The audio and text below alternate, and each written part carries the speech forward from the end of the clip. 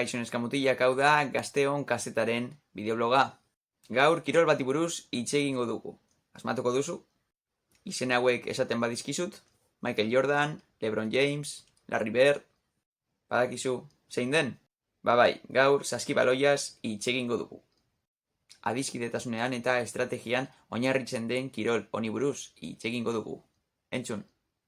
Zergatik saskibaloia hain berezia da eta zergatik mundu osoan zehar hainbat pertsonek ikusten dute?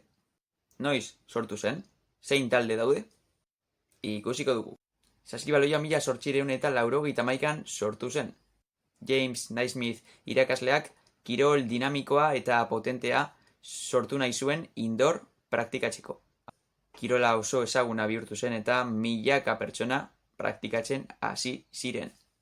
Gaur egun, liga ezberdinak daude, herrialdeen arabera, esaterako hemen Espainian daukagu ACB. Baskonia eta Bilbao Basket taldeek liga honetan parte hartzen dute eta askotan oso ondo jokatzen dute.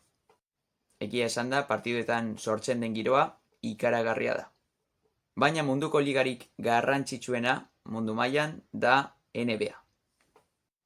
Eta hau da Ameriketako Estatu Batuetako liga. Saskibaloiaren historiako jokalaririk onenak bertan egon dira. Gogoratuko ditugu. Michael Jordan, LeBron James eta Larry Bird. Baina ez pentsa saskibaloiaz gozatzeko profesionala izan behar duzunik. Ez da pentsatu ere. Zure lagunekin egoteko aitzakia izan daiteke. Baita lehiatzeko eta ondo pasatzeko ere. Eta izenak esaten digun bezala, zurik behar dugu saski bat eta baloi bat. Besterik ez. Eta zuri galdetzen dizut, saskibaloia gustuko duzu? Hau izan da Gazteon kazetaren bideobloga. Beti bezala, eskerrik asko eta laster arte!